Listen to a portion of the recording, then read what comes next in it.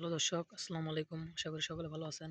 তো দর্শক, আমার হাতে যে গাছটি দেখতে পাচ্ছেন, তো দর্শক এই গাছটি হলো ডাঁটা সবজি গাছ। তো দর্শক এই ডাঁটা সবজি গাছগুলো কিন্তু প্রচুর পরিমাণে কিন্তু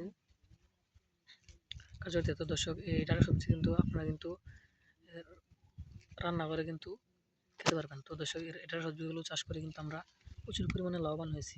তো দর্শক এই ডাঁটা সবজিগুলো কিন্তু আমরা আমাদের এই বাড়ির পাশ দিয়ে বা পুকুরের পাশ দিয়ে কিন্তু আমরা প্রচুর পরিমাণে এই ডাঁটা সবজিগুলো চাষ করেছি।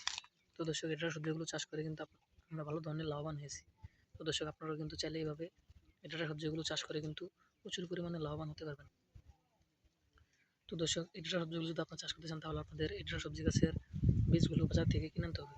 তারপর সেই বীজগুলো আপনাদের জমিতে ছিটিয়ে রোপণ করে দিলে কিন্তু আপনাদের এটার সবজি গাছগুলো কিন্তু আস্তে আস্তে বড় হয়ে যাবে। তারপর যখন এটার সবজিগুলো যখন প্রথমে বড় হয়ে যাবে তখন কিন্তু সেটার সবজিগুলো আপনারা তুলে নিয়ে কিন্তু বাজারে বিক্রি করতে পারবেন এবং পাশাপাশি কিন্তু আপনারা নিজেরাও এটার সবজিগুলো কিন্তু খেতে পারবেন। তো দর্শক দেখতে পাচ্ছেন আমাদের যে এটার সবজি দেখতে পাচ্ছেন, তো দর্শক এটার সবজিগুলো কিন্তু আপনারা রান্না করে কিন্তু খেতে পারবেন। তো দর্শক অনেক কৃষক ভাইরাও কিন্তু এটার সবজিগুলো চাষ করে কিন্তু প্রচুর পরিমাণে লাভবান হয়েছে। তো দর্শক দেখতে পাচ্ছেন আমরা কিভাবে এটার সবজিগুলো চাষ করে থাকি। তো দর্শক আপনারাও কিন্তু এভাবে এটার সবজিগুলো চাষ করতে পারেন।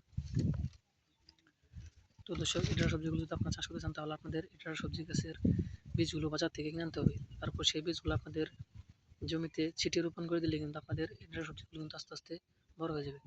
যখন প্রথম এটার সবজিগুলো বড় হয়ে যাবে তখন সেগুলো আপনারা তুলে নিয়ে বাজারে বিক্রি করতে পারবেন, পাশাপাশি কিন্তু আপনারা নিজেরাও খেতে পারবেন।